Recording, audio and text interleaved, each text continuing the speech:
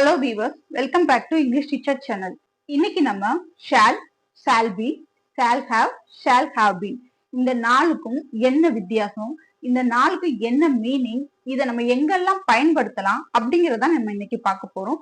First பாருங்க, இதுக்கான meaning நம்ம பார்த்துடலாம். ஒரு வேர்டுக்கான மீனிங் தெரிஞ்சாதான் அதை நம்ம சென்டென்ஸா ஃபார்ம் பண்ண முடியும். ஸோ முதல் நம்ம இதுக்கான மீனிங் பார்த்துடலாம். First shawl.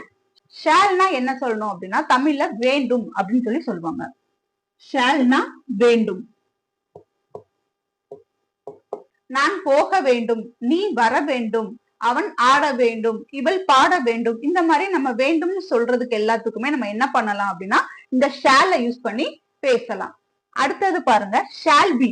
இந்த ஷால் பி எங்க யூஸ் பண்றது? போய்கொண்டிருப்பேன், இருப்பேன், அந்த மாதிரி விஷயத்துக்கு நம்ம சொல்லலாம்.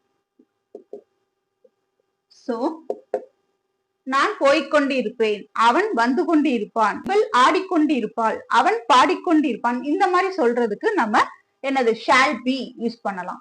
அடுத்தது பாருங்க, ஷால் ஹாவ். அதுவும் இருப்பேன் தான் அர்த்தம். ஓகே, இருப்பேன். என்னடா இது ஷால் பிக்கு இருப்பேன் தான் சொன்னாங்க, ஷால் ஹாவ்க்கும் இருப்பேன் தான் சொல்றாங்க. அப்ப எப்படி நம்ம யூஸ் பண்றது, எந்த மாதிரி யூஸ் பண்றது அப்படின்னு கேட்டா ரொம்ப சிம்பிள் தான். ஷால் பிங்கிறது இருப்பேன், போய்கொண்டு இருப்பேன் அப்படின்னு சொல்றதுக்கு நம்ம யூஸ் பண்ணோம்னு பார்த்தோம். ஆனா ஷால் ஹாவ் வந்து அப்படி கிடையாது. போயிருப்பேன், ஓகே, வந்திருப்பேன், சென்றிருப்பேன். சோ அந்த ஆக்ஷன் வந்து என்ன ஆயிடுச்சு அப்படின்னா முடிஞ்சிருச்சு. ஓகே, ஒரு சென்டென்ஸை வந்து முடிச்ச மாதிரி சொல்லும் போது நம்ம ஷால் ஹாவ் யூஸ் பண்ணலாம். ஆனா ஒரு சென்டென்ஸை வந்து நீங்க முடிக்காம கண்டினியூஸா சொல்லிக்கிட்டு இருக்கிறதா இருந்தாதான் நம்ம இங்க ஷால் பி யூஸ் பண்ணணும். சோ இந்த இருப்பேன், இந்த இருப்பேனுக்கும் வித்தியாசம் உங்களுக்கு புரிஞ்சிருக்கும். இந்த இருப்பேன், அதாவது இந்த ஷால் பி வந்து போய்கொண்டிருப்பேன், வந்து கொண்டிருப்பேன், பார்த்து கொண்டிருப்பேன், செய்து கொண்டிருப்பேன், இந்த மாதிரி இருப்பேன் சொல்லும் போது நம்ம ஷால் பி யூஸ் பண்ணணும். ஆனா ஷால் ஹாவ் வந்து நான் போயிருப்பேன், நான் வந்திருப்பேன், அவள் ஆடி இருப்பாள், இவன் பாடி இருப்பான், இந்த மாதிரி சொல்றதுக்கு நம்ம என்னது ஷால் ஹாவ் யூஸ் பண்ணணும். சோ அந்த செயலை நான் செஞ்சிருப்பேன் ஆனா செய்யாம விட்டுட்டேன், அந்த மாதிரி சொல்றதுக்கு. ஓகே, நான் அங்க போயிருப்பேன், நீ சொன்னதுனாலதான் போகாம விட்டுட்டேன், அந்த மாதிரி ரீசன் சொல்றது கூட நம்ம யூஸ் பண்ணலாம். ஸோ போயிருப்பேன், வந்திருப்பேன், இந்த மாதிரி சொல்றதுக்கு நம்ம ஷால் ஹாவ் யூஸ் பண்ணணும். அடுத்தது பாருங்க, ஷால் ஹாவ் பீன். இதை எப்படி யூஸ் பண்றது? இருந்திருக்க கூடும், இருந்திருக்க கூடும்.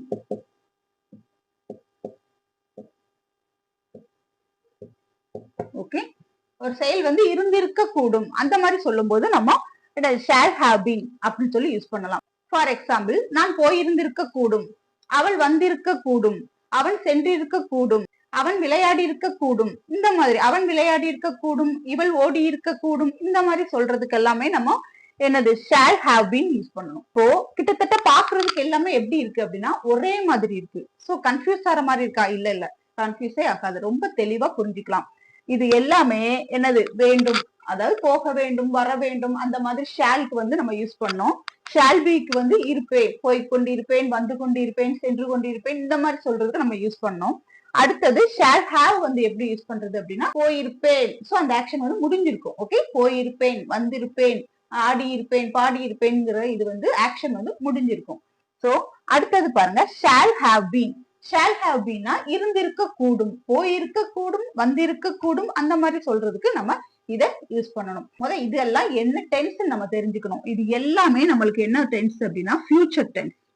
ஓகே, ஃபியூச்சர் டென்ஸுக்கு தான் நம்ம யூஸ் பண்ணுவோம். ஓகே, ஃபியூச்சர் டென்ஸ்க்கு மட்டும்தான் நம்ம இந்த shall, shall be, shall have, இந்த இது எல்லாமே நம்ம யூஸ் பண்ணுவோம்.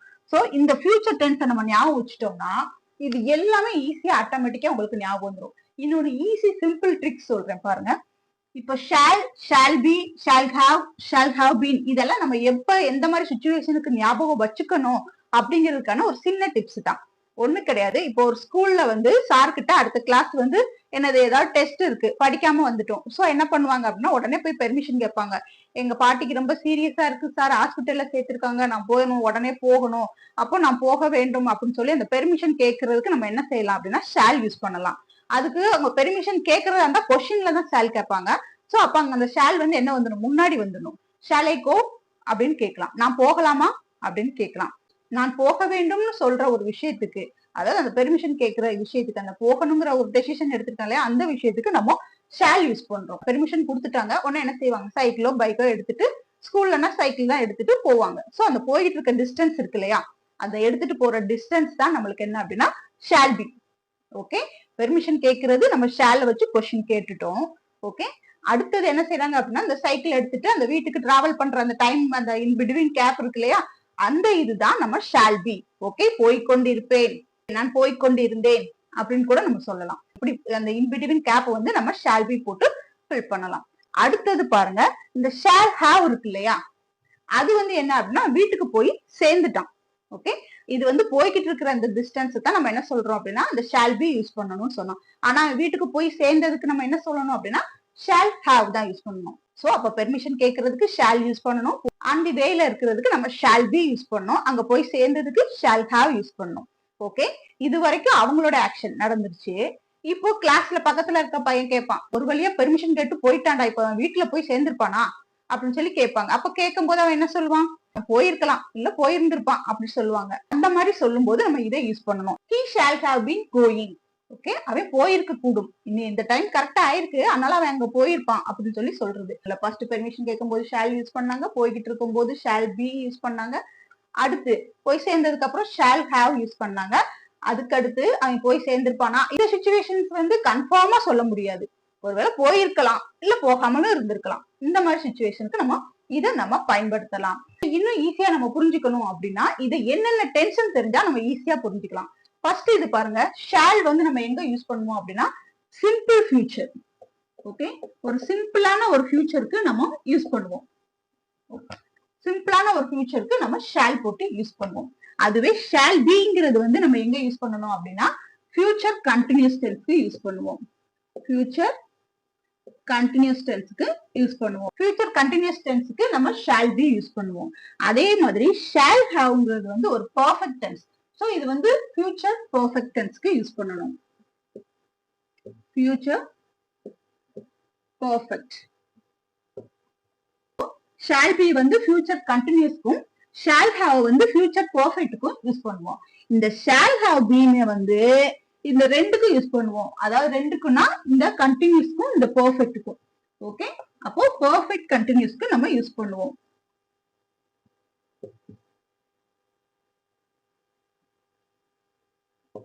பெர்ஃபெக்ட், அதாவது ஃபியூச்சர் பெர்ஃபெக்ட் கண்டினியூஸ்க்கு நம்ம இத யூஸ் பண்ணுவோம். ஓகே, இப்போ உங்களுக்கு இது ஈஸியா புரிஞ்சிருக்கும். இந்த நாளை நம்ம பார்த்தாலே கிட்டத்தட்ட நம்ம ஃபியூச்சர் டென்ஸே என்ன செஞ்சிடலாம், கரைச்சு குடிச்சிடலாம். ஓகே, ஸோ அதனால இந்த வீடியோவை நீங்க முழுசா பாருங்க. முழுசா பார்த்தாதான் ஒவ்வொருக்கான எக்ஸாம்பிளும் அதை எப்படி எல்லாம் பயன்படுத்தலாங்கிற விஷயமும் நம்மளுக்கு தெரியும். அதுக்கு முன்னாடி என்னுடைய சேனலை நீங்க ஃபர்ஸ்ட் டைம் பார்த்துட்டு இருக்கீங்க இல்ல சப்ஸ்கிரைப் பண்ணாம பார்த்துட்டு இருக்கீங்க அப்படின்னா சப்ஸ்கிரைப் பண்ணிக்கோங்க, பக்கத்துல இருக்க பெல் ஐக்கானை கிளிக் பண்ணிக்கோங்க, ஃபாலோ பண்ணாதவங்க ஃபாலோ பண்ணுங்க. இப்போ நம்ம ஒவ்வொன்றுக்கும் தனித்தனியான எக்ஸாம்பிள்ஸ் வச்சு பார்த்தலாம், ஈஸியா நம்ம புரிஞ்சுக்கலாம். இப்போ முதல் வாக்கியத்தை பாருங்க, நான் சந்தைக்கு செல்ல வேண்டும் அப்படின்னு சொல்லி சொல்லியிருக்காங்க. சோ இந்த வேண்டும் வரும்போது நம்ம என்ன யூஸ் பண்ணணும், ஷால் யூஸ் பண்ணணும். அதை விட இன்னொன்னு முக்கியமான விஷயம் என்ன அப்படின்னா ஷால் யூஸ் பண்ணும்போது சப்ஜெக்ட் என்ன அப்படிங்கிறது கண்டிப்பா பார்க்கணும். நம்ம சப்ஜெக்ட் வந்து ஐ பி இந்த மாதிரி கொடுத்திருந்தாதான் நம்ம ஷால் யூஸ் பண்ணணும் ஃபியூச்சருக்கு. தே ஹி ஷி இந்த மாதிரி எல்லாம் கொடுக்கும்போது சப்ஜெக்ட் இந்த மாதிரி எல்லாம் இருந்தது அப்படின்னா நம்ம வில் தான் யூஸ் பண்ணணும். அதை ரொம்ப முக்கியம், அதை நல்லா தெரிஞ்சு வச்சுக்கோங்க. ஐவி வந்தா மட்டும்தான் நம்ம என்ன செய்யணும், ஷால் யூஸ் பண்ணணும். சோ அதை நீங்க பார்த்து யூஸ் பண்ணிக்கணும். அப்படி இல்லை அப்படின்னா அந்த சப்ஜெக்ட் எந்த மாதிரி இருக்கு அப்படிங்கிறது தெரிஞ்சு நம்ம யூஸ் பண்ணலாம். இப்போ நான்ங்கிறது ஐ ஷால் சந்தைக்கு செல்ல வேண்டும் சொல்லியிருக்காங்க. go to the market. I shall go to the market. நான் சந்தைக்கு செல்ல வேண்டும். ஓகே, சிம்பிளா தான் இருக்கு. சோ சப்ஜெக்ட வச்சுதான் நம்ம என்ன செய்யணும், வேர்பை எழுதணும். ஐ வி வந்தா மட்டும்தான் கண்ணை மூடிட்டு நம்ம என்ன செய்யலாம், ஷால் யூஸ் பண்ணலாம். இப்போ I shall go to the market, நான் சந்தைக்கு போக வேண்டும் அல்லது செல்ல வேண்டும் அப்படின்னு சொல்லலாம். அடுத்தது பாருங்க, நாம் நாளை சந்திக்க வேண்டும். சோ இங்க நாம்ங்கிற சப்ஜெக்ட் இருக்கு. ஓகே, அப்ப நாம்னு வரும்போது நம்ம என்ன எழுதணும், வி. வி, சோ வி வந்துருச்சு. அப்போ வேர்ப் என்ன வரணும், ஷால். we shall.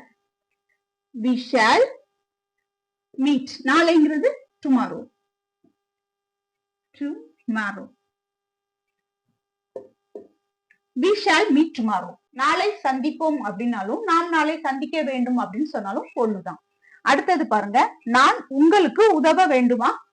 இது கொஸ்டினா வந்திருக்கு பாருங்க.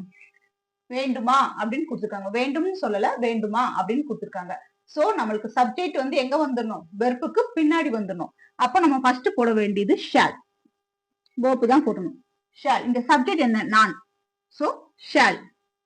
Shawl I help you? Shall I help you? நான் உங்களுக்கு உதவ வேண்டுமா?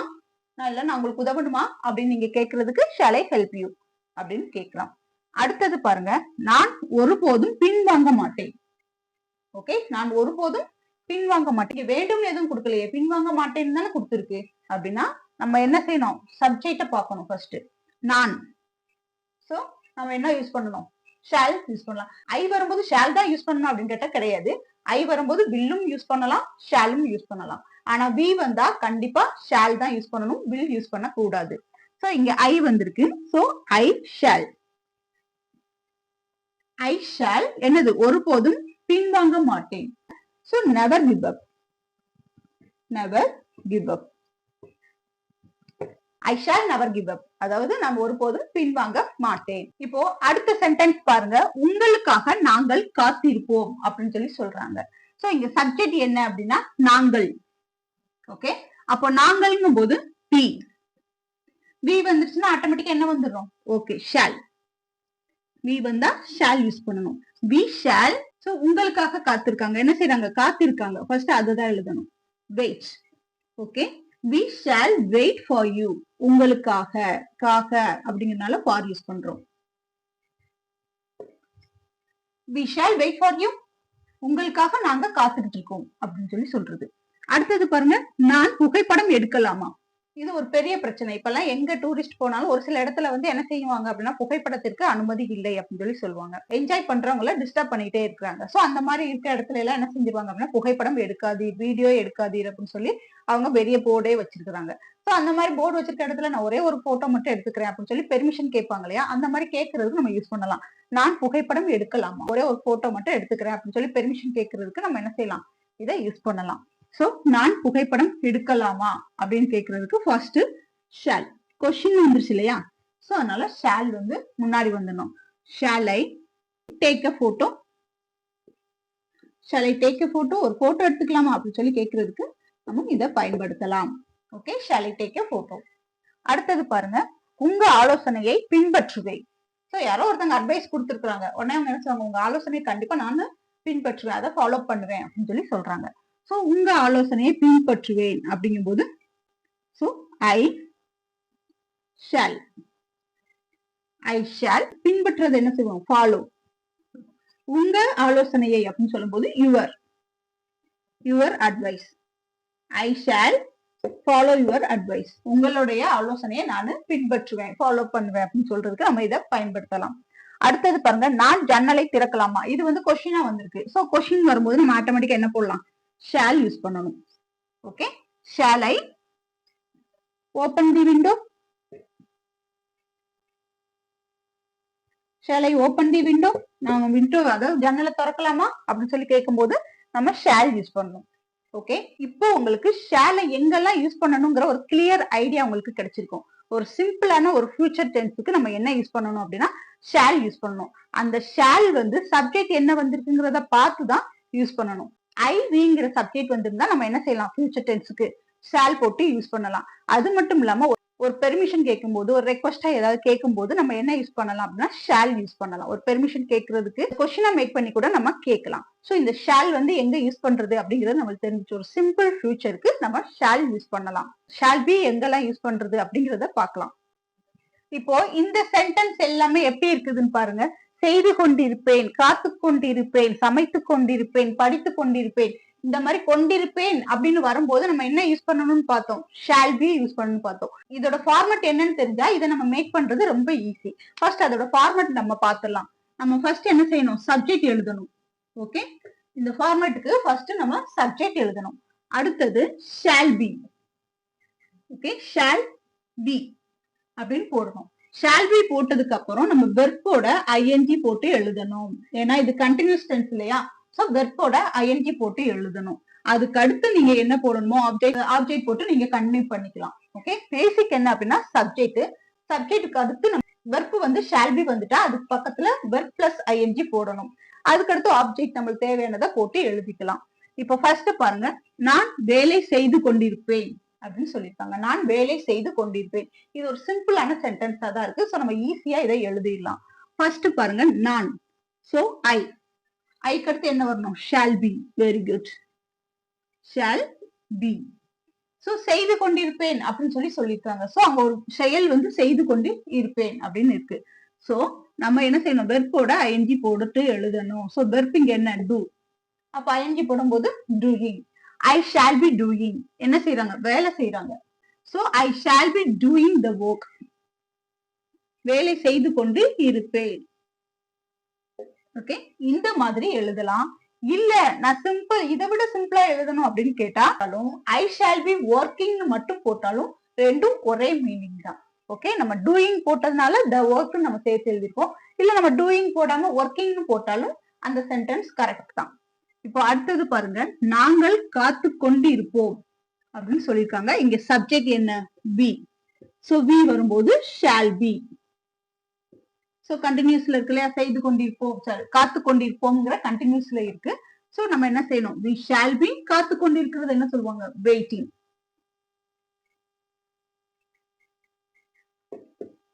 We shall be waiting.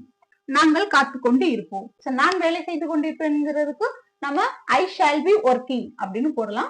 Doing the work அப்படின்னு போடலாம். அடுத்தது பாருங்க, நான் மதிய உணவு சமைத்து கொண்டிருப்பேன். இப்ப பாருங்க, நான் மதிய உணவு சமைத்து கொண்டிருப்பேன் அப்படின்னு சொல்றாங்க. அப்ப இப்ப சமைக்கலாம், மதியம் அவங்க சமைச்சுக்கிட்டு இருப்பேன் அப்படின்னு சொல்லி சொல்றாங்க. சோ நான் சப்ஜெக்ட் வந்துருச்சு. அடுத்து என்னது? Shawl be. ஷால் பி போட்டாச்சு. அடுத்து இங்க வெர்ப் என்ன அப்படின்னு கேட்டா சமைக்கிறது தான் என்னது? ஒரு ஆக்ஷன். சோ நம்ம ஒர்க்கிங். இங்க வந்து cooking. So I shall B cooking. எந்த சமைக்கிறாங்க அப்படின்னா மதிய உணவு. மதிய உணவும் போது நம்ம த lunch. Okay, so I shall B cooking the lunch. நான் என்னது? மதிய உணவு சமைச்சுக்கிட்டு இருப்பேன் அப்படின்னு சொல்லி சொல்றதுக்கு நம்ம இதை பயன்படுத்தலாம். யாராவது உங்ககிட்ட ஒரு கொஸ்டின் கேட்கறாங்க அப்படின்னா ஃபியூச்சர்ல நான் இதை செஞ்சுக்கிட்டு இருப்பேன், இந்த டைத்துல நான் இதை செஞ்சுக்கிட்டு இருப்பேன் அப்படின்ற ஒரு ஆக்ஷனோட அந்த செயல் செஞ்சுக்கிட்டு இருப்பேன் அப்படின்னு நீங்க சொல்றதா இருந்தா ஷால் பி போட்டு எழுதுங்க. இல்ல அந்த செயல் செய்வேன் அப்படின்னு சொல்றதா இருந்தா ஷால் மட்டும் போட்டு எழுதுனா போதும். அடுத்தது பாருங்க, நான் இரவு 9 மணிக்கு ஒரு புத்தகம் படித்துக் கொண்டிருப்பேன். ஓகே, டெய்லியும் அவங்க என்ன செய்யறாங்க? 9 மணிக்கு புத்தகம் படிக்கிறாங்க. சோ இங்க வந்து நான் இரவு 9 மணிக்கு ஒரு புத்தகம் படித்துக் கொண்டிருப்பேன் அப்படின்னு சொல்றாங்க. இங்க சப்ஜெக்ட் என்ன அப்படின்னா ஐ. ஒரு சிலருக்கு வந்து டெய்லி என்னது? தூங்குறதுக்கு முன்னாடி புக்ஸ் படிச்சாதான் தூக்கமே வரும். அடுத்து வெர்ப் என்ன அப்படின்னா ஷால் பி. இங்க படிப்பேன். படிப்பேங்கிறதுக்கு ரீடிங். 9 மணிக்கு என்ன செய்யறாங்க அப்படின்னா ஒரு புக் படிக்கிறாங்க. சோ ஏ புக். ஐ ஷால் பி ரீடிங் எ புக். நான் ஒரு புக் படிப்பேன். எப்ப படிக்கிறாங்க? இரவு 9 மணிக்கு. சோ இரவு 9 மணிக்கு டைம் எழுதும் போது நம்ம என்ன போடணும்? அட் போடணும். Okay, so at 9 PM. ஓகேவா? ஐ shall B reading a book at 9 PM. நான் 9 மணிக்கு என்ன செய்வேன்? புத்தகம் படிப்பேன் அப்படின்னு சொல்லியிருக்காங்க. ஓகே, இந்த ஷால் பி வந்து செய்து கொண்டிருப்பேன், வந்து கொண்டிருப்பேன், இந்த மாதிரி கண்டினியூஸ் டென்ஸுக்கு நம்ம இதை யூஸ் பண்ணலாம். இந்த கண்டினியூஸ் டென்ஸ் இல்லாமலும் ஒரு சில விஷயங்களுக்கு நம்ம அதை யூஸ் பண்ணலாம். அது எங்க அப்படிங்கறதையும் நம்ம பார்க்கலாம். பட் அந்த சென்டென்ஸ் எல்லாமே ரொம்ப ரேரா தான் வரும். சோ அது ஒரு 2 எக்ஸாம்பிள் மட்டும் பார்த்தா போதும். மேக்சிமமா ஷால் பி வந்து இந்த கண்டினியூஸ் டென்ஸ்ல தான் வரும். இப்போ இந்த சென்டென்ஸ் எல்லாம் எப்படி இருக்குன்னா ரொம்ப ஈஸியா இருக்கு, ரொம்ப சிம்பிளா இருக்கு. இதை அதை விட நம்ம சிம்பிளா மாத்தலாம். இப்போ ஃபர்ஸ்ட் பாருங்க, நான் ரயிலை தவற விட்டு கொண்டிருப்பேன். நான் லேட்டா போறேன், அனைவன் நான் போகும்போது ரயில் வந்து என்ன செஞ்சிடும்? போயிடும், தவற விட்டுட்டு இருப்பேன்னு நினைக்கிறேன் அப்படி சொல்லுவாங்க இல்லையா? சோ அந்த மாதிரி சொல்றதுக்கு நம்ம இங்க ஐ யூஸ், அதுக்கு நம்ம இந்த சென்டென்ஸ் யூஸ் பண்ணலாம். First subject I. ஓகே, நான்ங்கிறது வந்து ஐ. Shall be. சோ நம்ம வெர்ப் ஷால் பி எழுதியாச்சு. தவற விடுறத நம்ம என்ன சொல்லுவாங்க? இங்க missing. I shall be missing the train. ஏதோ ரயில அவன் நான் தவற விட்டுருவேன். ரயில நான் தவற விட்டு கொண்டிருப்பேன். ஓகே, அந்த மாதிரி சொல்லும் போது நான் ரயிலை தவற விட்டு கொண்டிருப்பேன். இப்படி போனா நான் ரயில் என்ன செஞ்சிருவேன்? மிஸ் பண்ணிட்டு தான் இருப்பேன்னு நினைக்கிறேன் அப்படி சொல்லுவாங்களே, அந்த மாதிரி சொல்றதுக்கு நம்ம இதை பயன்படுத்தலாம். ஐ shall be missing the train. அந்த மாதிரி நம்ம சொல்லலாம். அடுத்தது பாருங்க, அறை சுத்தம் செய்யப்படும் அப்படின்னு சொல்லியிருக்காங்க. இங்க சப்ஜெக்ட் வந்து ஐ, வி, ஹி, ஷி இந்த மாதிரி எந்த சப்ஜெக்ட் பண்ணணும் கிடையாது. அறை சுத்தம் செய்யப்படும். சுத்தம்ங்கிறது வேலை. ஓகே, கிளீன் பண்றது என்ன சொல்லுவாங்க, அது ஒரு வேலை. அப்ப அறைங்கிறது இங்க என்ன சப்ஜெக்ட். அப்ப நம்ம இங்க என்ன எழுதணும் அப்படின்னா த ரூம். இதுதான் இங்க சப்ஜெக்ட். ஓகேவா? இந்த மாதிரி சப்ஜெக்ட் வரும்போதும் நம்ம என்ன செய்யலாம் அப்படின்னா ஷால் பி யூஸ் பண்ணலாம். ஓகேவா? சப்ஜெக்ட் பண்ணணும் இல்லாம இந்த மாதிரி சப்ஜெக்ட்டுக்கும் நம்ம என்ன செய்யலாம், ஷால் பி யூஸ் பண்ணலாம். ஆனா இங்க பாருங்க அறை சுத்தம் செய்யப்படும் கொடுத்துருக்காங்க. முதல் இந்த ஸ்ட்ரக்சர் நம்ம எந்த மாதிரி எழுதணும்னு தெரிஞ்சாதான் நம்ம ஈஸியா எழுதலாம். ஃபர்ஸ்ட் சப்ஜெக்ட், அடுத்து ஷால் பி. ஆனா இங்க வந்து வெர்போட ஐஎன்ஜி போடக்கூடாது. ஓகே, இங்க வெர்ப் 3 ஃபார்மேஷன் தான் வரணும். வெர்ப் 3 ஃபார்மேஷன் தான் தெரியும். ஓகே, என்னது பிரசன்ட், பாஸ்ட், பாஸ்ட் பார்ட்டிசிபிள். இங்க வந்து பாஸ்ட் பார்ட்டிசிபிள் தான் எழுதணும். ஆனா கிளீன்டு. அறை சுத்தம் செய்யப்படும். The room shall be cleaned. இந்த மாதிரி shall be யூஸ் பண்ணும்போது வந்து வெர்ப் வந்து ஐஎன்ஜி ஃபார்ம்ல வரக்கூடாது. அது பதிலா என்ன வரணும், தேர்ட் ஃபார்ம்ல வரணும். அதாவது பாஸ்ட் பார்ட்டிசிபிள் ஃபார்ம்ல வரணும். இது எங்க யூஸ் பண்ணுவோங்கிறத முதல்ல நம்ம தெரிஞ்சுக்கணும். நம்ம ஆக்டிவ் வாய்ஸ் பாசிவ் வாய்ஸ் பார்ப்போம் இல்லையா, அந்த பாசிவ் சென்டென்ஸ் இருக்குல்ல, பை போட்டு எழுதுறது, அந்த மாதிரி சென்டென்ஸ்க்கு தான் இது மெயினா பயன்படும். ஓகேவா? இந்த ஷால் பி வந்து எதுக்கு பயன்படும், அந்த பாசிவ் சென்டென்ஸ் சொல்லுவாங்க. அத அந்த சென்டென்ஸ்க்கு மெயினா இதை நம்ம பயன்படுத்துவோம். இந்த சென்டென்ஸ் வந்து ரேரா தான் வரும், இருந்தாலும் நம்ம தெரிஞ்சு வச்சுக்கலாம். அடுத்து பாருங்க, நிகழ்வு ஒத்தி வைக்கப்படும். ஓகே, அந்த ஈவென்ட் என்ன செய்யறாங்க, ஒத்தி வைக்க போறாங்க அப்படின்னு சொல்லுவாங்க இல்லையா, ஒத்தி வைக்கப்படும் அப்படின்னு சொல்லும் போது the event shall be postponed. postpone ஒத்தி வைக்கிறது. Okay, the event shall be postponed. இந்த சென்டென்ஸ், இந்த ரெண்டு சென்டென்ஸுமே பாசிவ் சென்டென்ஸ் சொல்லுவாங்க. அதாவது வாய்ஸுக்கு அந்த சென்டென்ஸ் மாத்துறதுக்கு நம்ம யூஸ் பண்றதுக்கு தான் இதை அதிகமா பயன்படுத்துவோம். ஓகே, கிராமட்டிக்கலுக்கு பயன்படுத்துவோம், எழுத்து வழக்குக்கு அதிகமா பயன்படுத்துவோம். பட் பேச்சு வழக்குக்கு நம்ம பெரும்பாலும் எதுதான் யூஸ் பண்ணுவோம் அப்படின்னா நம்ம இந்த கண்டினியூஸ் டென்ஸ், அதை நம்ம நார்மலா பார்த்தோம் இல்லையா, ஷால் பி, அந்த கண்டினியூஸ் டென்ஸ் தான் அதிகமா பயன்படுத்துவோம். சோ இப்ப ஷால் பி நம்ம எங்கெல்லாம் யூஸ் பண்ணணும், எந்த மாதிரி சிச்சுவேஷனுக்கு யூஸ் பண்ணணும் அப்படிங்கிறது உங்களுக்கு தெரிஞ்சிருக்கும். ஷால் பி வந்து பாசிவ் வேர்ப்லயும் நம்ம யூஸ் பண்ணலாம் அப்படிங்கறதையும் நம்ம பார்த்தோம். இப்போ நம்ம ஷால் ஹாவ் வந்து எப்படி யூஸ் பண்றது, எங்கெல்லாம் யூஸ் பண்றது அப்படிங்கறத நம்ம பார்க்கலாம். ஃபர்ஸ்ட் ஷால் ஹாவ் யூஸ் பண்றதுக்கு முன்னாடி அதோட ஃபார்மேஷன் நம்ம தெரிஞ்சுக்கலாம். ஃபர்ஸ்ட் வந்து என்ன அப்படின்னா சப்ஜெக்ட். ஃபர்ஸ்ட் சப்ஜெக்ட், அடுத்து நம்ம என்ன எழுதணும் அப்படின்னா ஷால் ஹாவ். சோ ஷால் ஹாவ்க்கு அடுத்து வர்ற வெர்ப் வந்து இது எந்த டென்ஸ்ல இருக்கணும் அப்படின்னா பெர்ஃபெக்ட் டென்ஸ்ல இருக்கணும். பெர்ஃபெக்ட் டென்ஸ்னா நம்ம வெர்ப் 3 தான் யூஸ் பண்ணணும். வெர்ப் 3னா தெரியும், பாஸ்ட் பார்ட்டிசிபிள். ஓகே, அதுக்கு அடுத்து நீங்க ஆப்ஜெக்ட் எதுனாலும் போட்டுக்கலாம். சோ அது எப்படி யூஸ் பண்ணலாம் அப்படிங்கறத பார்க்கலாம். ரொம்ப சிம்பிளா தான் இருக்கும். அவன் இப்போது கிளம்பி இருப்பான். ஓகே, இப்போ அவன் என்ன செஞ்சிருப்பான், கிளம்பி இருப்பான் அப்படின்னு சொல்லி சொல்றாங்க. இதுக்கு ஃபர்ஸ்ட் சப்ஜெக்ட் என்ன அப்படின்னா he. ஓகே, அப்போ நம்ம இங்க ஹீக்கு அடுத்து என்ன போடணும், இங்க verb என்ன வரும் அப்படின்னா shall have. அடுத்து என்னது அப்படின்னா verb 3 ஃபார்மேஷன் நம்ம யூஸ் பண்ணணும். verb 3 ஃபார்மேஷனை நம்ம என்ன யூஸ் பண்ணணும், நம்ம கிளம்புறத என்ன சொல்லுவோம், லீவ் அப்படின்னு சொல்லுவோம். சோ இங்க லீவ் வந்து என்ன வந்துடும், verb 3 ஃபார்மேஷன்னா left. ஓகே, கிளம்பி இருப்பான், போயிருப்பான் அப்படிங்கறத நம்ம என்ன சொல்றோம், left. எங்க எப்ப கிளம்பி இருப்பான் அப்படின்னா இப்போது, by now. He shall have left by now. Okay, அவன் இப்போது என்ன செஞ்சிருப்பான், கிளம்பி இருப்பான் அப்படின்னு சொல்றது. அப்படி சொல்றதுக்கு நம்ம இதை பயன்படுத்தலாம். லெஃப்ட்ங்கிறது வந்து என்ன அப்படின்னா verb 3 ஃபார்மேஷன். அடுத்தது பாருங்க, நான் மின்னஞ்சல் எழுதி இருப்பேன் அப்படின்னு சொல்லியிருக்காங்க. சோ இங்க நான்கிறது ஐ சப்ஜெக்ட். ஐக்கு அடுத்து என்ன வரணும், சப்ஜெக்ட். அதுக்கடுத்து என்ன verb வரணும் அப்படின்னா shall have. Okay, shall have அடுத்து வர்ற verb வந்து verb 3 ஃபார்மேஷன் நம்ம பார்த்தோம். சோ இங்க எழுதி இருப்பேன் அப்படிங்கறதான் verb. சோ அப்ப இங்க என்ன வரணும் அப்படின்னா written. I shall have written. எதை எழுதிருப்பாங்க, மின்னஞ்சல். மின்னஞ்சல்ங்கும் போது the email. I shall have written the email. நான் மின்னஞ்சல் எழுதி இருப்பேன் அப்படின்னு சொல்றாங்க. சோ இந்த மாதிரி வெர்ப் எல்லாமே எதுல வரணும் அப்படின்னா verb 3 ஃபார்மேஷன்ல தான் வரணும். அடுத்து பாருங்க, விருந்தினர்கள் வந்திருப்பார்கள். சோ விருந்தினர்கள்னா யார சொல்லுவாங்க, கெஸ்ட். So the guests. விருந்தினர்கள் அப்படிங்கும் போது நம்ம ப்ளூரல்ல தான் எழுதணும். So the guests வந்திருப்பார்கள். ஃபர்ஸ்ட் அதுக்கு முன்னாடி நம்ம ஷால் ஹாவ் போட்டுக்கலாம். வந்திருப்பார்கள்ங்கிறது arrived. present past participle. arrived, arrived, arrived. Okay, the guests shall have arrived. விருந்தினர்கள் வந்திருப்பார்கள். அடுத்தது பாருங்க, அவர் புத்தகத்தை படித்திருப்பார் அப்படின்னு சொல்லியிருக்காங்க. சோ இதுவும் அதே ஃபார்மட்ல தான் எழுதணும். அவர் he shall have, he shall have படித்திருப்பார் அப்படிங்கறத நம்ம இங்க என்ன எழுதணும்? ஸ்பெல்லிங் ஒண்ணுதான், பட் ப்ரொனன்சியேஷன் என்ன அப்படின்னா வேற. இங்க வந்து இதை ரீட்னு சொல்லக்கூடாது, ரெட். ஏன்னா இங்க verb 3 ஃபார்மேஷன் தானே நம்ம யூஸ் பண்றோம். சோ ஸ்பெல்லிங் ஒரே மாதிரி தான் இருக்கும். புத்தகத்தை the book. He shall have read the book. Okay, அவர் புத்தகத்தை படித்திருப்பார் அப்படின்னு சொல்றதுக்கு இதை நம்ம பயன்படுத்தணும்.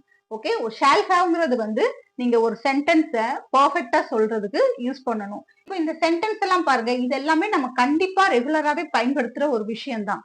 நான் வருவதற்குள் நீங்கள் சாப்பிட்டிருப்பீர்கள்.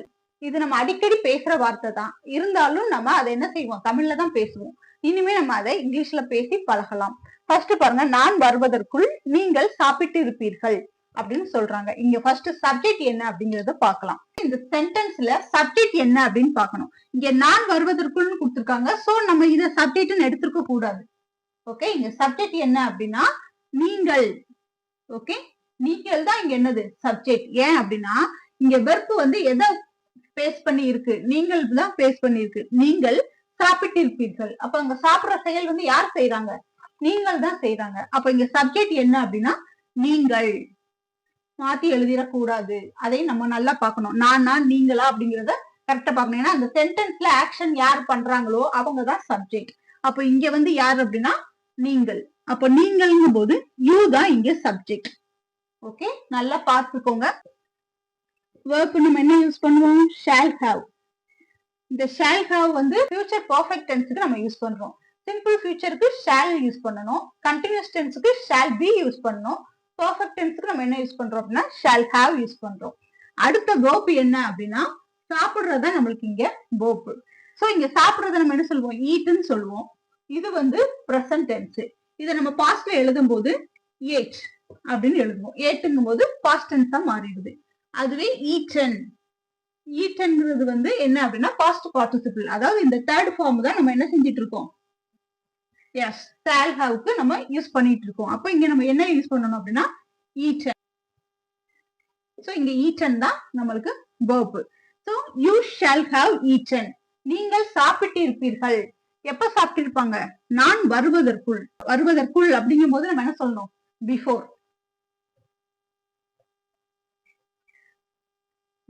ஐ வந்து இங்க பின்னாடி வந்துடணும். So I arrive. ஓகேவா? இப்போ இந்த சென்டென்ஸ் வந்து ஈஸியா இருக்கா? ஏன்னா நீங்கள் சாப்பிட்டு இருப்பீர்கள். இப்ப நம்ம இதை வந்து ரெண்டு இதா பிரிச்சுட்டோம்னா ரொம்ப ஈஸியா இருக்கும். நீங்கள் சாப்பிட்டு இருப்பீர்கள் அப்படிங்கறத யூ ஷால் ஹாவ் ஈட்டன். நான் வருவதற்குள் அப்படிங்கிறதுக்கு பிஃபோர் ஐ அரைவ். ஓகே, நான் வருவதற்குள்ள என்ன செஞ்சிருப்பீங்க? நீங்க சாப்பிட்டு இருப்பீங்க அப்படின்னு சொல்றதுக்கு இதை நம்ம பயன்படுத்தலாம். அடுத்தது பாருங்க, அவர்கள் நிகழ்ச்சியை தொடங்கி இருப்பார்கள். அவங்க அந்த நிகழ்ச்சி என்ன செஞ்சிருப்பாங்க? தொடங்கி இருப்பாங்க. அவர்கள் அப்படிங்கறத சப்ஜெக்ட். they shall have. இப்போ உங்களுக்கு இது ஈஸியா இருக்கும். இத வந்து உங்களுக்கு ஃபில் பண்றது கொஞ்சம் ஈஸியா இருக்கும். they shall have தொடங்கி இருக்கிறது என்ன சொல்லுவோம் அப்படின்னா started. தேர்ட் ஃபார்முக்கு இது started தான் போடுவோம். ஓகே, என்னது? செகண்ட் ஃபார்முக்கும் started தான் வரும், தேர்ட் ஃபார்முக்கும் started தான் வரும். they shall have started. என்ன ஸ்டார்ட் பண்றாங்க? நிகழ்ச்சியை. சோ நிகழ்ச்சிங்கும் போது நம்ம என்ன எழுதுவோம்? show. they shall have started the show. அவங்க நிகழ்ச்சி என்ன செஞ்சிருப்பாங்க? தொடங்கி இருப்பாங்க அப்படின்னு சொல்லி சொல்றாங்க. அடுத்தது பாருங்க, நான் என் வேலையை 5 மணிக்குள் முடித்திருப்பேன். வீட்டு வேலையெல்லாம் நான் என்னது 10 மணிக்குள்ள முடிச்சிடுவேன். அதுக்கப்புறம் நான் ஃப்ரீயா இருப்பேன். அதே மாதிரி ஈவினிங் என்னது 8 மணிக்குள்ள என் வேலையெல்லாம் முடிச்சிடுவேன். அதுக்கப்புறம் ஃப்ரீயா இருப்பேன். இந்த மாதிரி எல்லாம் சொல்லுவாங்க. இந்த மாதிரி சொல்றதுக்கு நம்ம இதை பயன்படுத்தலாம். நான் என் வேலையை 5 மணிக்குள் முடித்திருப்பேன் அப்படின்னு சொல்றாங்க. அப்ப இது ஒரு ஆபீஸ் வேலையா இருக்கும். சோ நான் என் வேலையை முடித்திருப்பேன். இதை எப்படி எழுதுறது? ஃபர்ஸ்ட் சப்ஜெக்ட் நான், I, verb shall have. Okay, முடித்திருப்பேன். சோ முடித்திருப்பேன் அப்படிங்கும் போது நம்மளுக்கு தெரியும் finish. I shall have finished, நான் முடித்திருப்பேன். எதை முடிச்சிருப்பாங்க? அவங்களோட வேலைய. சோ அவங்களோட வேலைய. So my work. எப்ப முடிச்சிருப்பேங்கிறாங்க? 5 மணிக்குள். சோ 5 மணிக்குள்ளும் போது 5 by 5. Okay, by 5. I shall have finished my work by 5. 5 மணிக்குள்ள நான் என்ன செஞ்சிருப்பேன்? வேலைய முடிச்சிருப்பேன் அப்படின்னு சொல்லி சொல்றாங்க. சோ இப்ப இந்த சென்டென்ஸ் எல்லாமே எப்படி இருக்கு அப்படின்னா ஈஸியா இருக்கு. சோ நம்ம shall be, shall have பார்த்திருக்கோம். அடுத்தது என்ன அப்படின்னா shall have been. இதுவும் ரொம்ப சிம்பிளா இருக்கும், ஈஸியா புரிஞ்சுக்கலாம். இப்போ இந்த சென்டென்ஸ் எல்லாம் எப்படி இருக்கு அப்படின்னு கேட்டா ஃபியூச்சர் பர்ஃபெக்ட் கண்டினியூஸ் டென்ஸ்ல இருக்கு. அப்ப ஃபியூச்சர் பர்ஃபெக்ட் கண்டினியூஸ் டென்ஸ் நம்ம என்ன யூஸ் பண்ணணும் அப்படின்னா shall have been. ஓகே, இது நம்ம யூஸ் பண்ணணும். அப்போ ஃபர்ஸ்ட் சப்ஜெக்ட் எழுதணும், அடுத்து shall have been யூஸ் பண்ணணும். அதுக்கு அடுத்து என்ன அப்படின்னா நம்ம வெர்போட ஐஎன்ஜி போட்டு எழுதணும். ஏன்னா இது கண்டினியூஸ் டென்ஸ் வருது இல்லையா? சோ பர்ஃபெக்ட் கண்டினியூஸ் டென்ஸா இருந்தாலும் அதுக்கு நம்ம ஐஎன்ஜி போட்டு தான் எழுதுவோம். சோ இப்போ நம்ம இதை எழுதலாம். ஃபர்ஸ்ட் பாருங்க, நாங்கள் 8 மணி நேரம் தூங்கி இருப்போம், இல்ல நாங்கள் 8 மணி நேரம் தூங்கி கொண்டு இருந்திருப்போம் அப்படின்னு கூட சொல்லலாம். சோ இப்போ இந்த சப்ஜெக்ட் வந்து என்ன அப்படின்னா be. ஓகே, verb என்ன அப்படின்னா shall have been. இங்க தூங்குறது தான் என்ன அப்படின்னா verb. So sleeping. எவ்வளவு நேரம் தூங்கி இருக்காங்க? 8 மணி நேரம். sleeping for 8 hours. we shall have been sleeping for 8 hours. அவங்க என்ன செஞ்சிருக்காங்க? 8 மணி நேரம் தூங்கி இருக்காங்க. அடுத்தது பாருங்க, அவள் இரவு முழுவதும் படித்திருப்பாள். கிளாஸ்ல யாராவது என்ன ஃபர்ஸ்ட் மார்க் எடுத்துட்டாங்கன்னா என்ன சொல்லுவாங்க? அவ நைட்டு தூங்கி இருக்க மாட்டான்னு நினைக்கிறேன், நைட்டுக்குள்ள உட்காந்து படிச்சுட்டு இருந்திருப்பா, அதான் இவ்வளவு மார்க் எடுத்திருக்கா அப்படி சொல்லுவாங்க இல்லையா? சோ அவள் இரவு முழுவதும் படித்திருந்திருப்பாள் அப்படின்னு சொல்லி சொல்றதுதான். இதுல நம்ம சப்ஜெக்ட் ஃபர்ஸ்ட் எழுதிடலாம். சப்ஜெக்ட் வந்து she, அடுத்தது shall have been. சோ படிக்கிறது என்ன சொல்லுவோம்? ஸ்டடி. அப்போ இங்க என்ன எழுதணும் அப்படின்னா ஸ்டடியிங். அவ்வளவுதான். இரவு முழுவதும். இரவு முழுவதும் அப்படிங்கும் போது all night. Okay, all night. she shall have been studying all night. அவள் இரவு முழுவதும் என்ன செஞ்சிருப்பா? படிச்சிருப்பா. அதனாலதான் அவளால என்ன செஞ்சிருக்கு? மார்க் நிறைய எடுக்க முடிஞ்சிருக்கு. அந்த ரீசன்னாலதான். இப்போ அடுத்தது பாருங்க, நாங்கள் 30 நிமிடங்கள் பேருந்துக்காக காத்திருந்திருப்போம். ஓகே, கேட்பாங்க என்னாச்சு, எவ்வளவு நேரம் வெயிட் பண்ணீங்க பஸ்ஸுக்காக அப்படின்னு சொல்லி கேட்பாங்க இல்லையா? 5 நிமிஷத்துல வந்துரும்னு சொன்னாங்க, பார்த்தா 30 நிமிஷத்துக்கு மேல ஆயிடுச்சு அப்படின்னு சொல்லி சொல்லுவாங்கல்ல. சோ 30 நிமிஷத்துக்கு மேல நாங்க என்ன செஞ்சிருப்போம்? அங்க காத்துட்டு இருந்திருப்போம் அப்படின்னு சொல்லி சொல்றாங்க. இப்போ நாங்கள் 30 நிமிடங்கள் பேருந்துக்காக காத்திருந்திருப்போம். இப்போ சப்ஜெக்ட் என்ன அப்படின்னா நாங்கள். சோ we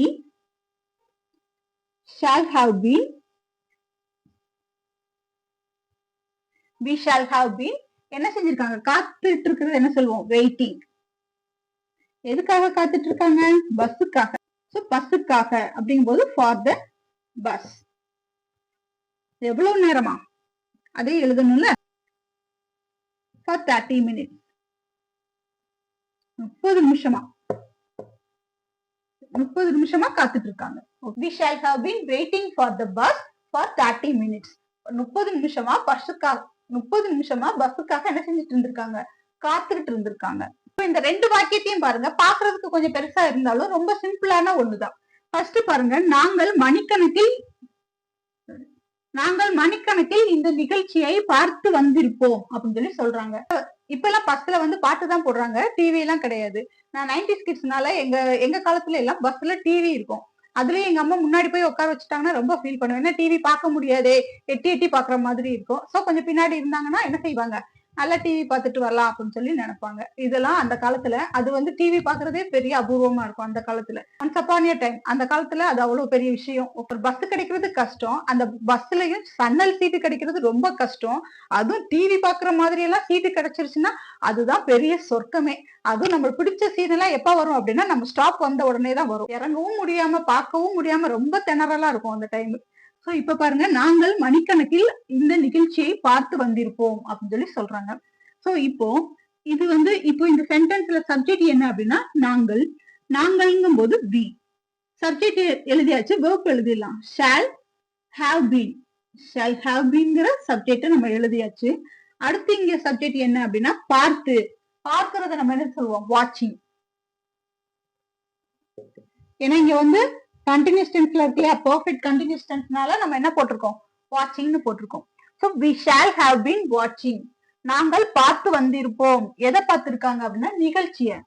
ஸோ இந்த நிகழ்ச்சியை அப்படின்னு சொல்லும் போது திஸ் ஷோ, இந்த ஷோவை நாங்க பார்த்திருக்கோம். எவ்வளவு நேரம்? மணிக்கணக்குல பார்த்திருக்காங்க. மணிக்கணக்குல அப்படிங்கும்போது ஃபார் ஹவர்ஸ். அவ்வளவுதான், ரொம்ப சிம்பிள் தான். we shall have been watching this show for hours. நாங்க மணிக்கணக்குல அந்த நிகழ்ச்சி என்ன செஞ்சுட்டு இருந்தோம்? பார்த்து வந்துட்டு இருந்தோம் அப்படின்னு சொல்லி சொல்றாங்க. அடுத்தது பாருங்க, அவன் 6 மாதங்களாக ஆங்கிலம் கற்றுக்கொண்டு இருந்திருப்பான் அப்படின்னு சொல்லி சொல்றாங்க. அதெல்லாம் இவன் இப்படி இல்ல, இப்ப பாரு கொஞ்சம் நல்லா இங்கிலீஷ் பேசுறான், அப்போ 6 மாசமா என்ன செஞ்சிருப்பான்? அதுக்காக ட்ரைனிங் எடுத்திருப்பான், கத்துட்டு இருந்திருப்பான் அப்படின்னு சொல்லுவாங்க இல்லையா. சோ அவன் 6 மாதங்களாக ஆங்கிலம் கற்றுக்கொண்டு இருந்திருப்பான் அப்படின்னு சொல்றாங்க. ஃபர்ஸ்ட் அவன் அப்படிங்கும் போது he shall have been.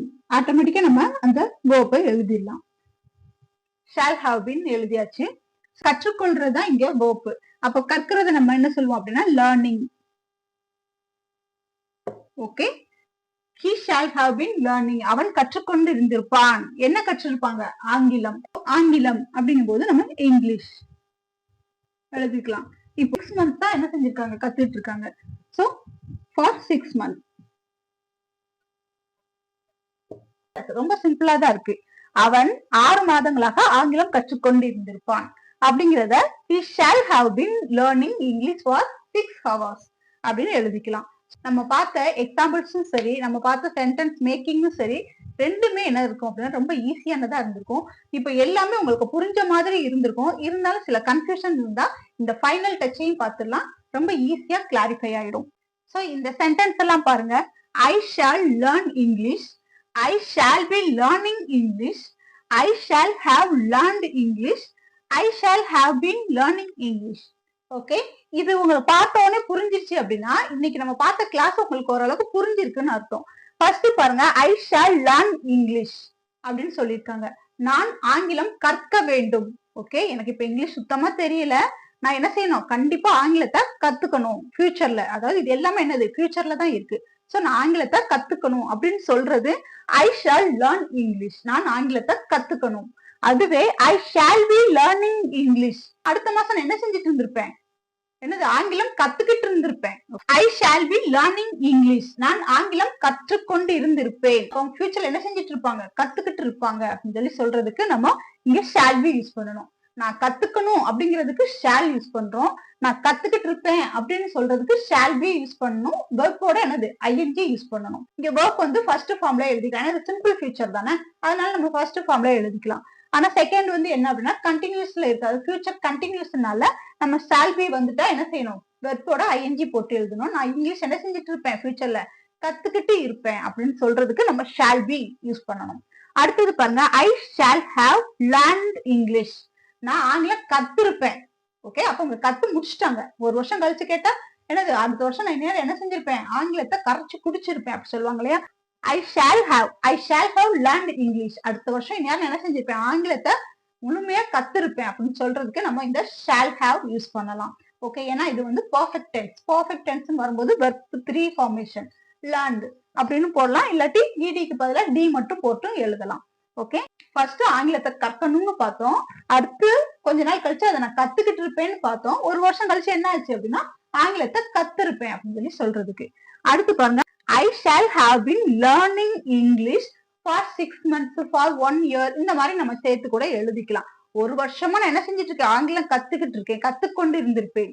ஒரு வருஷமா ஆங்கிலம் கத்துக்கொண்டு இருந்திருப்பேன். ஒரு 6 மாசமா நான் ஆங்கிலம் கத்துக்கொண்டு இருந்திருப்பேன் அப்படின்னு சொல்லி சொல்றதுக்கு நம்ம இதை யூஸ் பண்ணலாம். நானும் தான் 5 வருஷமா ஆங்கிலத்தை கத்துக்கிட்டே இருக்கேன், ஆனா என்னால படிக்க முடியல, ஆனா என்னால என்ன செய்ய முடியல அப்படின்னா அதை கரெக்டா பேச முடியல அப்படின்னு சொல்லி நினைக்கிறாங்க. ஆக்சுவலா என்ன அப்படின்னா இங்கிலீஷ்னு கிடையாது, எதுவுமே ஒரு லாங்குவேஜா இருந்தாலும் சரி, ஒரு டேலண்டா இருந்தாலும் சரி, எந்த ஒரு விஷயத்தையா இருந்தாலும் சரி, don't break the chain. Okay, நிறைய பேர் அதுதான் பண்றாங்க. என்ன அப்படின்னா ஒரு மாசம் டக்குன்னு என்ன செய்யறாங்க? ஒரு மாசம் எழுந்து ஓவரா உட்காந்து படிக்கிறாங்க, ஹிண்ட்ஸ் எடுக்கிறாங்க, அது பண்றாங்க, பிராக்டிஸ் பண்றாங்க. அப்புறம் என்ன ஆயிருது? ஒரு மாசம் கழிச்சு பார்த்தா அதை அப்படியே டோட்டலா விட்டுறாங்க. அதுக்கடுத்து ஒரு 3 மாசம் 4 மாசம் ஏதாவது ஒரு சுச்சுவேஷன்ல யாராவது பேசுறத பார்த்தோ இல்ல யாராவது கேட்கறத பார்த்தோ நம்ம என்ன செய்யறோம்? திரும்ப அதை ஸ்டார்ட் பண்றோம். சோ இந்த மாதிரி நீங்க விட்டு விட்டு விட்டு விட்டு பண்ணீங்க அப்படின்னா என்ன செய்ய முடியாது, இங்கிலீஷை வந்து கண்டினியூஸா பண்ண முடியும், கண்டினியூஸா பேச முடியாது. டெய்லியும் 5 to 10 மினிட்ஸ் மட்டும் நீங்க ஒதுக்குனாலே போதும். ஒரே நாள்ல 1 மணி நேரம் ஒதுக்கணும் அப்படின்லாம் கிடையவே கிடையாது.